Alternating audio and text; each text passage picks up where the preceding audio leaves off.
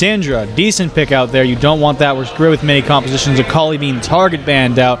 You don't want to give that over to an avid Kali player. They will dominate the field with it.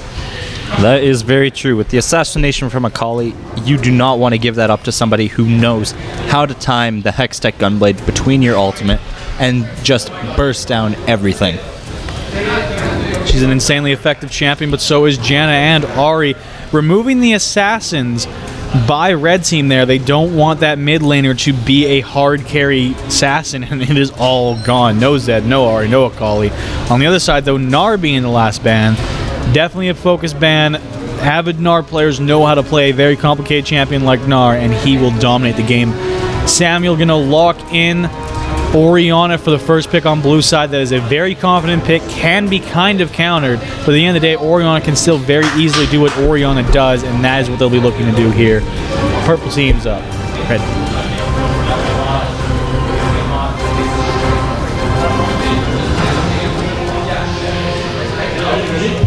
Waiting on their picks. I would not be surprised for them to just show their bot lane. That way they don't give away too much. It could be a support in the jungle. At the same time, if you're looking for that Lucian, you got to pick that up now. If you're looking for maybe even a Tristana, you want to pick that up early. So a lot of prioritized picks, which usually is support and ADC, are picked here, but Fizz is going to be picked, as well as the Kha'Zix once again going to come through. Kha'Zix we've seen do very well and very poorly so far in the tournament, so this time around hopefully can rally together. Fizz, the first time he's really fallen through ban phase, is quickly picked up and then switched over to Xerath. I'm actually surprised about that pick. Seeing that Fizz was open, he may be a melee assassin, but he can get that easy burst damage onto anybody and everybody, which will cause a very easy cleanup crew. Now have J4 and Nami quickly locked in to follow that one up. There's a lot of engage, a lot of CC. Going in with J4 plus Orianna ult, followed up by the secondary CC waves and bubbles of Nami, is a huge amount of CC in any team fight that Thresh and Jinx would have a difficult time dealing with.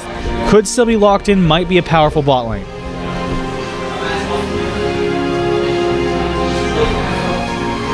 As we see, the Rumble is being picked up here for blue side, along with the Lucian.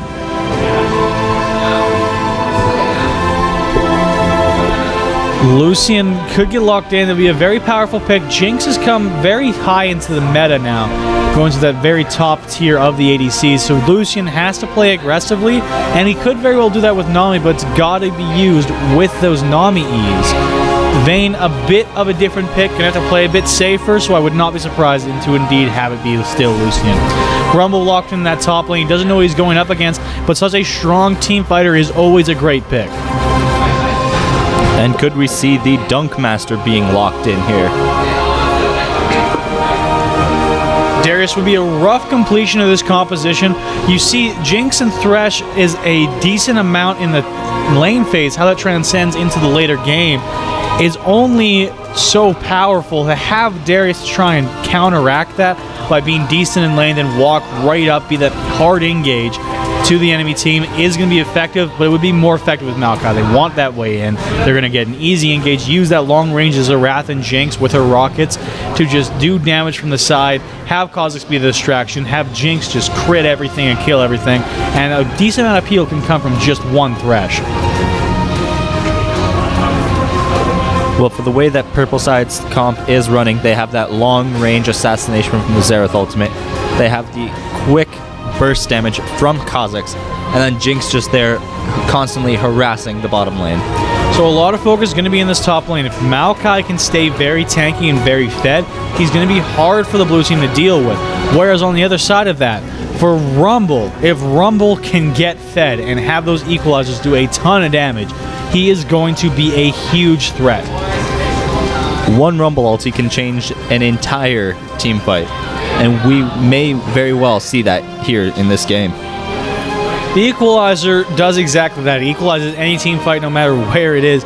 It makes it so that this unorthodox team composition from red side, and by which I mean they're going to rely solely on Maokai to be on that front line and then use long-range damage dealers as well as a Kha'Zix, very disjointed, and the team fight is going to be scattered. But the early game is strong, and that's what they're going to be looking to use. If they don't shut down Rumble during that time, his Equalizer could change the game over to blue team's favor. Well, we'll just have to see. which comp is more comfortable and which one can play stronger when we get onto the Rift. Taking a quick look at these teams. On blue side, we do have Stanford's Broken Sticks. They are renowned here at OKG. They've done very well in the past at the Edmonton Opens. Got to keep an eye on them. They have very many powerful players. Let's see if they can bring it here one more time as they are up against Tower Dive Gaming. Tower Dive Gaming, the current reigning champions of the Edmonton Open, reigning victorious last time. See if they want to make that repeat performance. This will be the game in which announces that they are here to win. If they can upset the current champions, that will be a major victory in their books. Even if they don't win the finals, they beat the previous champions, and that could just very well be the next step towards being a champion for next time.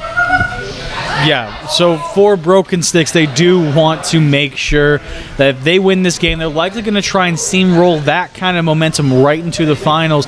Whoever loses this one, though, tough competition in the losers bracket, but they still have a chance to make it back right into the end. We are at the point here where this is going to be the last game for the winners of this side of the bracket. So in the winners bracket, one more victory will clinch you the end of your Saturday, and you will be moving on into that final, I believe, 8 scenario, or 6. I think it's final 6 that'll be going on tomorrow. And that's what these teams are looking for. We do have Oriana with an easy engage through J4. I would look for how are they going to shut down J4. If J4 doesn't get his way in easily, then there's no start to the Wombo combo that is on blue team. They can't get in afterwards without J4. J4 could go in, use the Oriana ult, use the equalizer from Rumble, followed up by the ults and bubble from Nami. It's a lot of CC, it's a lot of damage. But they don't have J4 to start that all. They don't really have a backup plan, unless they plan to send Samuel in with a dash and flash and hopefully get the Oriana ult out and try and survive long enough to get the follow-up CC, which would be a fun play to watch, but I don't know if that's going to be as fun to make a decision like that strategically. Well, what they can do is try setting it up with a Rumble ultimate in the backline, making it so they have no room to run, making it easier for J4 to come in from the backline with an Oriana ball on him, jump in with his lance and dash, and then ult onto them. It'll make it so much easier because they have nowhere to go unless they flash. And if they flash, as long as Oriana times that ultimate perfectly, she will not have to use it if they don't flash. That is true. On the other end of things, let's take a look. Zerath, such a huge damage dealer. He can be an absolute threat when the fight hasn't even started yet. He just pokes you down to such a point where you're forced to either engage or give away objectives, and he's going to be looking for those opportunities thoroughly throughout this game. As we are starting to load onto the Rift, I've got to say I'm super excited for this one. We have a bit more of a poke comp and a ranged engage comp versus a very, very heavy team fight composition. The lanes will make a difference. It's all about who can get ahead in their laning phase and stay with that lead all the way until team fight. Whoever has that major gold difference going into team fight will possibly end up our victor in this match. Let's make our matchups as we start moving around. I would not be surprised to see some very serious level 1 action. Both teams have some potential for that level 1 fight. The Threshold is always huge, but he is starting with a proper runic shield, which does mean he's going to want to start the Flay so we can get the easier execution on the minions. But in any scenario where you can get a good hook, you're going to take that hook.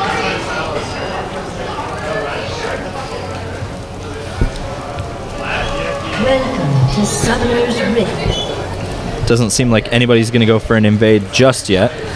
Well, they're being a little bit static about the positioning. Lucian with that very passive path, and he goes over towards the tri-bush and then takes the long way back around. It looks like he wants to just take his buff securely. They're not looking to be aggressive here. Good defensive wards and offensive wards from both sides. Jinx standing in the river bush is a very aggressive position. She doesn't have any wards on their tri. And it doesn't look like she wants to try and drop them either.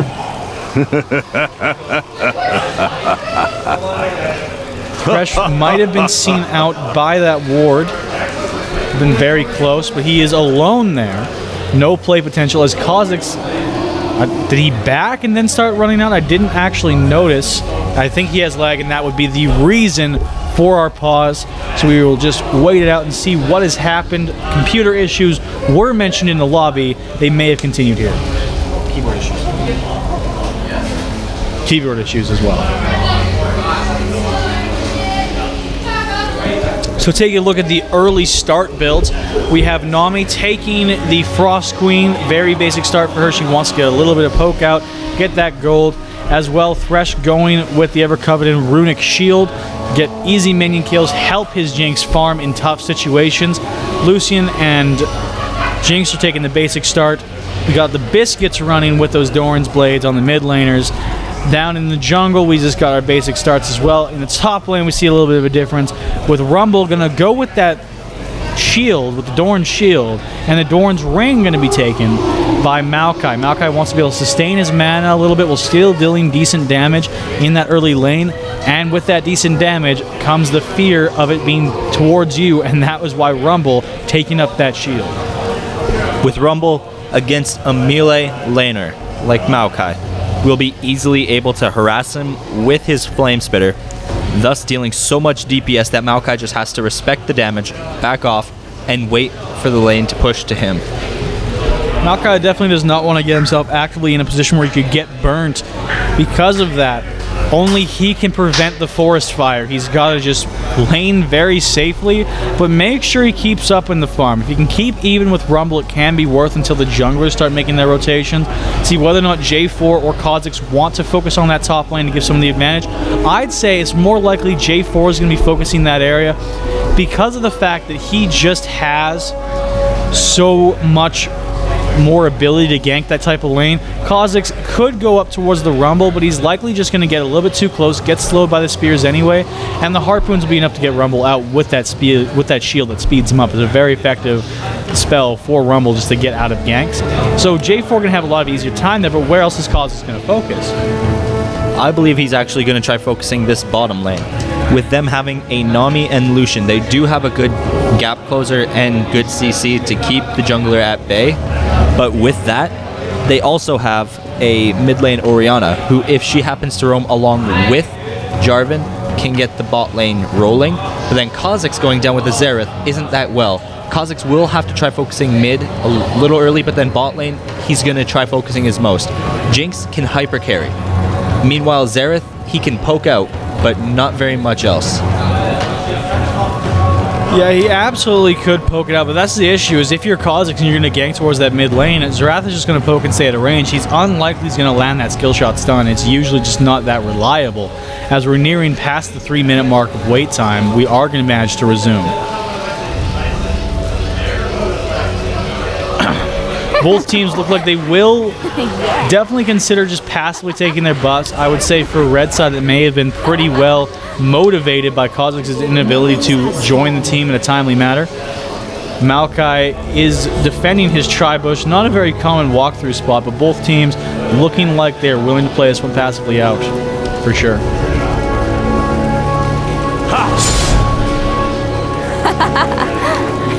Yeah.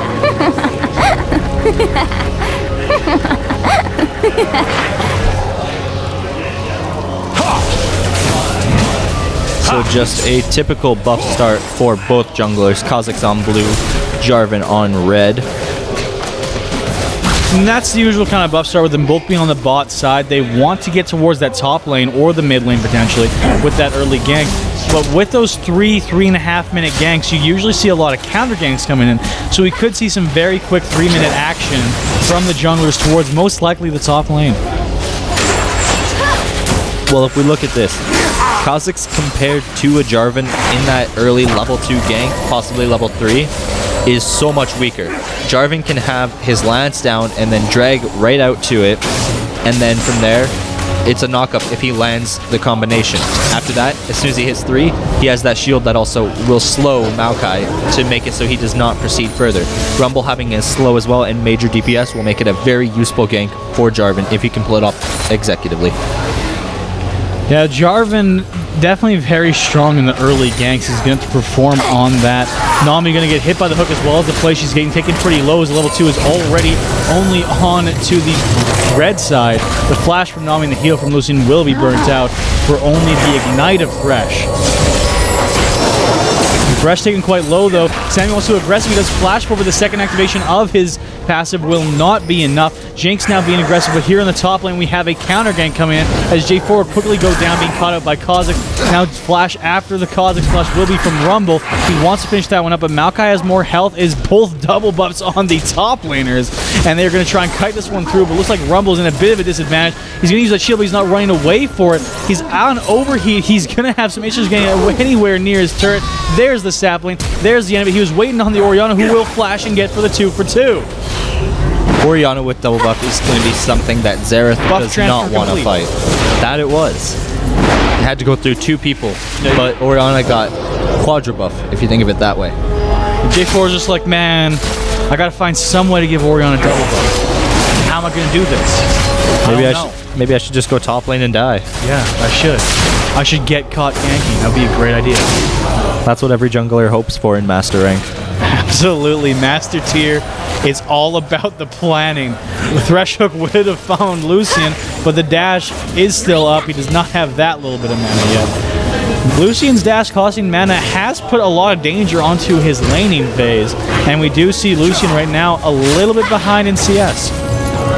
Well, with Jinx just having so much more wave clear than Lucian with her Qs, that just makes it so much more difficult for Lucian to get that early game pressure that he has over something like a Tristana or a Caitlyn. That is true, and Jinx right now is set up very well to get a decent amount of farm so she can get those huge rockets for those first early team fights. Honestly, this is exactly what needs to happen for the red team. They need Jinx to be very fed in this game. If they are behind, Jinx is going to have a lot of troubles. Here comes J4 in the spot lane, though. He's going to lock up Thresh. Jinx tried to juke that one out, and she did so successfully, but only for so long. Kha'Zix on the wrong side of that wall is not going to be able to help her very quickly. Here comes Orianna to back them up. A slow from Kha'Zix will help a lot, and it's going to get Jinx away. Great shot on the W. That was a very well executed slow by Kha'Zix in order to save Jinx. Barely living through that. If she would have died there, laning would have went to Lucian with ease. Well, right now it still has. He has the 1 kill, and he's now evened up the CS. If he pushes this one in the turret so that Jinx has denied that farm, or if he freezes it and just tries to hold her out and poke her through when she tries to contain it later, he's going to have a huge advantage in CS, but right now he's just going to let that push through. It will just barely reach the tower, so Jinx will lose most of that farm. Great play there by Lucian. He's got the farm lead. He's got a kill. He's got to use that to aggress. And as we see top lane, Maokai hitting that level 6, going all in on the overheated Rumble, knowing that he does a lot more damage than him. Orianna with great ball placements has completely zoned Xerath out of this fight. He's down 9 CS. He's going to really want this cannon minion. Can he get it? Nope. Swing and a miss. Very, very close. And that's all that takes. Those little denials, once you start getting into the details, him not getting the cannon minion is bigger than him missing 3 other minions. It's huge. If you don't get that cannon, you're losing a lot of gold, and that is the entire goal of Orianna. She wants Xerath to be less effective at a range, which is where he's going to be the entire time. He's going to sit under this tower. He's going to try and sit under towers in the late game. He's going to be behind his allied champions. Maokai in the top lane wants to go in. The equalizer is available, though. Maokai using his ult as well. J4 is there to background roll up, which is giving him some confidence. There's the flag and drag as he knocks up onto the Maokai, who is now taking a decent amount of damage, trying to get out of this one. The flamethrower is not going to be able to reach. The harpoon's not going to be able to reach. Flag and drag is almost back up, and they might use it to try and get underneath the turret as J4 is tanking the turret up. The flamethrower is going to finish that one off even during the overheat, and that'll be another kill for Rumble. That was very well executed by Jarvan and Rumble, I must say. Here on the bot lane, we have a bubble on the Jinx, and she will go down. This is exactly the kind of pressure we were talking about Lucian needs to deliver with. He's going to have to run away from the Thresh because he is going to get that kill if he keeps on it. The ebb and flow will be up soon, and there it is. Going to give Lucian enough mana to confidently go back in towards the rest. The bubble's going to have taken that one over. So that will be a kill for Nami. 201 for Lucian, 102 for Nami. This is a dangerous bot lane. Like I was saying in one of the earlier games today, Nami is one of the most fantastic supports. Kha'Zix wants, he's going to jump forward. He does hit the Q, but it's not going to be enough as the TP comes down. An amazing prediction bubble there by Nami will get that kill as well. Xerath not able to find Lucian with any more of his ultimates. He will try and get him underneath the tower. Samuel is a whack-a-mole, and he gets whacked. There goes the first kill for Xerath. Here on the side is Kha'Zix, he wants to be able to help zone out for Zerath, but the flash is blown, so he will get away safely. J4 not able to get into that fight. That was just very well executed by Kha'Zix to get Lucian low enough that Zerath could just walk in, land that W, and get the kill. Kha'Zix absolutely making a huge risk on that play, but it does come up at the end of it a little bit in red team's favor. Overall, though, it is definitely a blue team fight. Lucian is getting very fed. His CS is not doing incredibly well, but he is sustaining enough where it's going to become a huge issue for the enemy team. So for what I see in the bottom lane comps is that Lucian Nami has a lot more push and pressure potential than the Jinx and Thresh. Thresh has good kill setup, but not good enough heal and peel like Nami has. Yeah, Nami's just a strong champion, and now she does have that Chalice of Harmony. She's going to be able to do it consistently. Keep giving him that exact E that he just used to do a ton of damage. There's the ultimate. She's going to pick up another kill. This is huge lane control here in the mid lane. We have a perfect double ultimate combo between Orianna and J4 to pick up Zerath, and now blue team has control of the game. Having this big, well, it's not the largest lead, but having a 2.3 Thresh with a minion block will go down to the double step. He could have gotten out of the bubble. The minion's just barely blocking him in, making him jitter back and forth, trying to get away, and it will be enough for Lucian to get him after the flash with the dash. Another kill for blue team. Having such a good kill lead, 9-3 this early, and putting a lot of kills onto your AD carry is something blue side is doing fantastic of this game. Nami has been perfect with Lucian, and just overall great mobility and great sustain.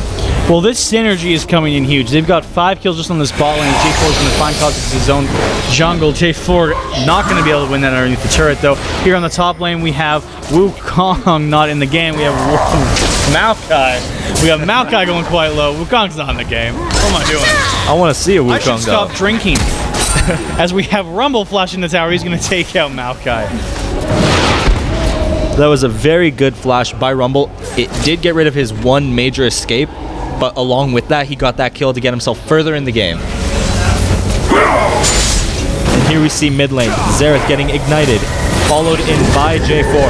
Oh, the ultimate finishes off J4, trades it 1 for 1. There's a play. But is ultimately still going to go over to Orianna. She's got a huge lane lead, 3-0. It's a problem. And she's going to have some very deadly shockwaves. Right now, she's on that Chalice of Harmony. She just wants to finish off, most likely the Unholy Grail, then build some real AP and start doing some real damage. Meanwhile, on the bot side, Lucian is starting to get those crits coming in as Thresh makes his roam over towards the mid lane with Jinx. And if we're looking at tiny details, off of that kill with Jarvan and Zerath, Jarvan dying first helped out Orianna in the long run because now she has double buff. Her auto attacks, they do quite amount of damage, and now they even slow. She lost her blue buff, but still having red is something that could be huge. Yeah, she's got that extra bit of slow, and sitting on 3-0, she does a lot of damage already. A very effective Orianna at only 11 minutes. This is a hard thing for the red team to deal with. Jinx and Lucian trading off in the free freeze farm. As Lucian pushes it up, Jinx goes to freeze. As Jinx pushes it up, Lucian goes to freeze, and goes back and forth like that. As you'd expect to see, they're keeping pretty even in CS, but Lucian having no problem with this exchange because he is going to be the one to get the dragon.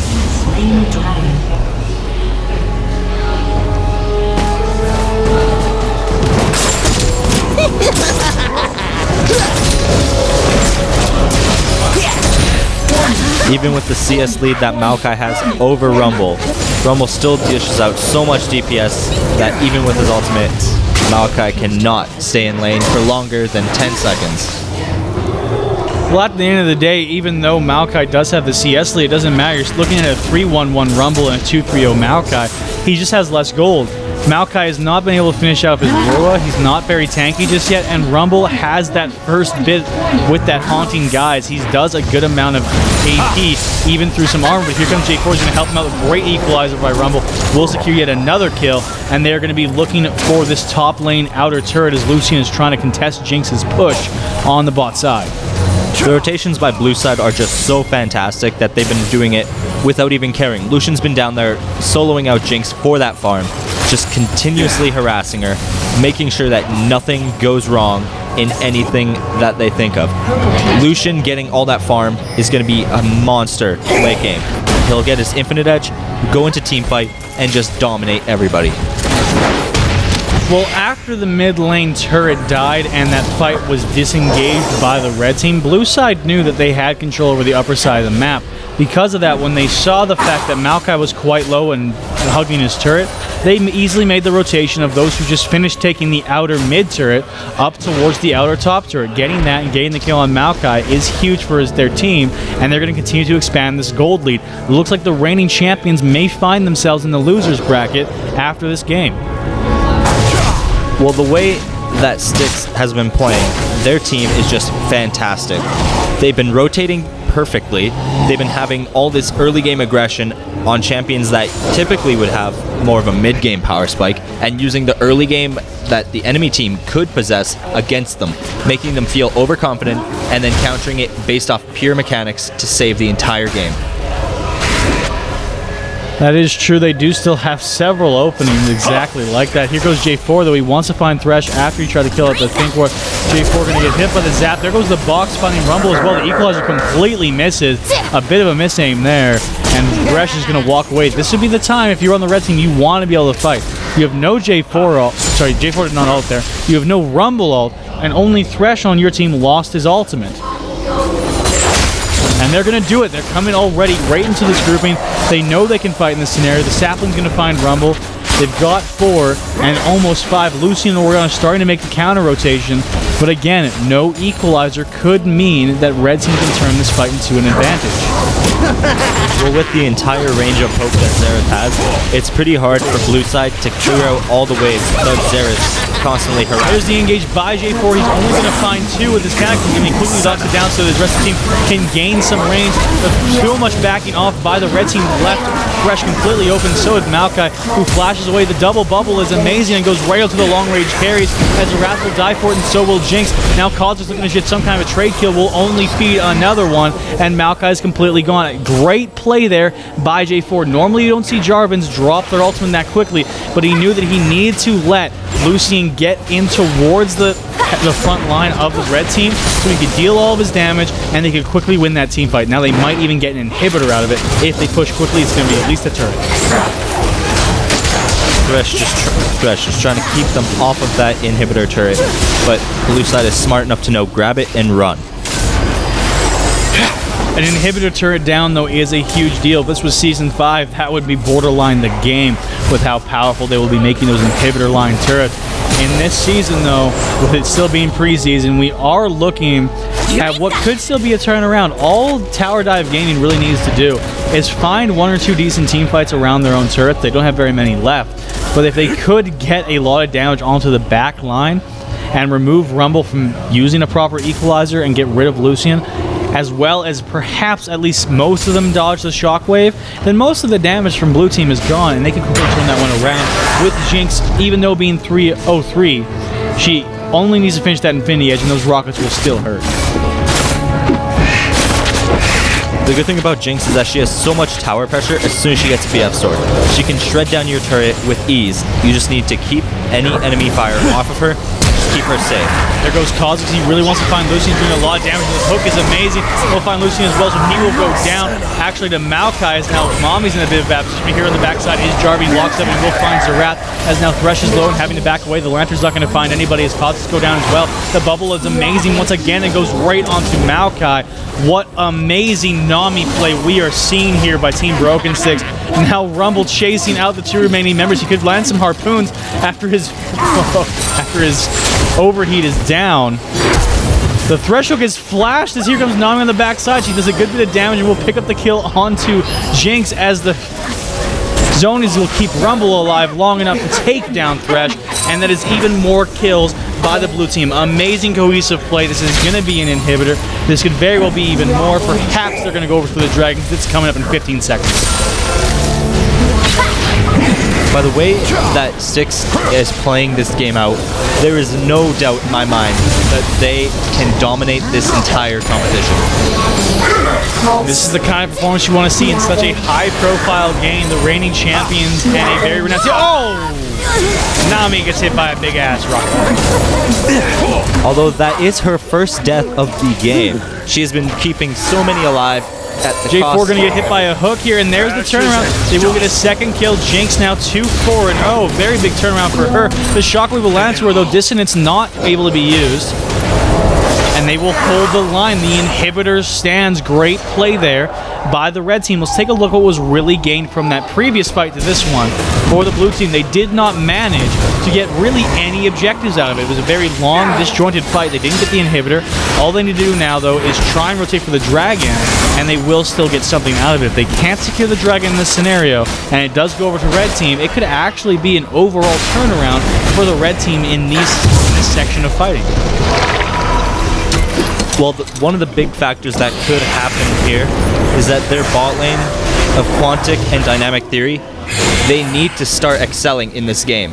An 0-5-2 Thresh isn't doing his job properly of keeping his team alive and setting up kills. A 2-4 Jinx isn't doing too horribly, but could do so much more damage if she stayed with just farming in lane, not getting too aggressive.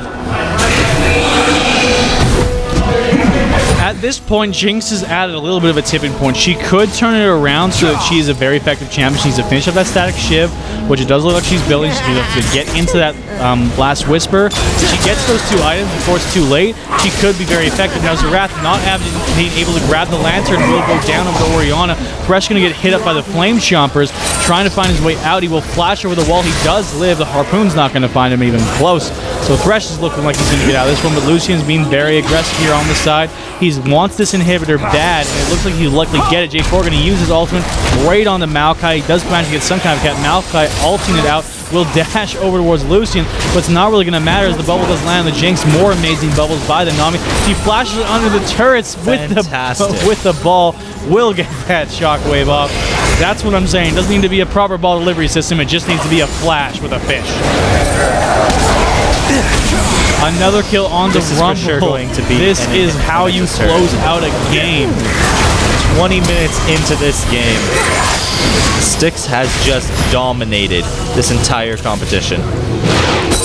What is love? Baby, don't hurt me. He hurt you and you're dead. And now we have Zerath trying to clear out the waves. We've got an inhibitor down. They might be able to clean out their coast. Oh, so close. The Q from Zerath would have been enough. A W would have been enough. Anything would be enough. Does he have his ultimate? The answer is no, but he does have enough to pick up the Rumble. So we got actually a spectator glitch. We can't see whether or not Zerath's ult is coming up. That's annoying. It should be up fairly soon, though. He hasn't used it for quite a while. Shame he didn't have it there. He could have gotten some kills. Could have got himself probably a triple kill. Whole entire triple kill would have been nice. Get himself snowballing even more. We got Rumble though, who is 2-8, 9-2-8. Just a dominating force. Those equalizers burn and burn as Orianna trying to clear out this wave. He needs the shockwave. It will find onto the two ranged carries. What an amazing shockwave. The stun from Zerath, I believe, onto Lucian is just enough to stop both of them from dying. Flame Chompers as well, going to block that one out. The wave coming in, it's not going to be long enough of a range. Lucian trying to get forward, but he just cannot catch them. Thanks to them immediately running away after that kind of engage. As we see, Styx is going for the Baron buff. This could, if they get this, this could honestly be the end of the game. With this, they could group on one of the side lanes, get another inhibitor turret, and that's what they're going to be looking for. If after this, with this Baron buff, all they need to do is get another inhibitor turret, and they basically won. Interesting bubble.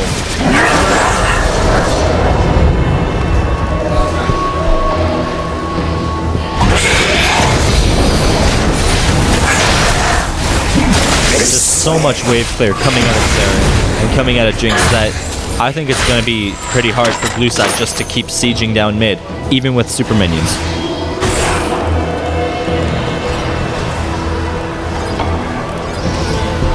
Yeah, it's definitely going to be difficult because they could easily get pinched out. There is still a decent amount of wave clear from Zerath, who we now can see his ult is actually up. Different change. Another amazing bubble will come out of Nami. And with the exception of the ones that she's just been throwing at random for the funsies, she's nailed so many bubbles. She's hitting both of the carries in one bubble randomly in the middle of a team fight.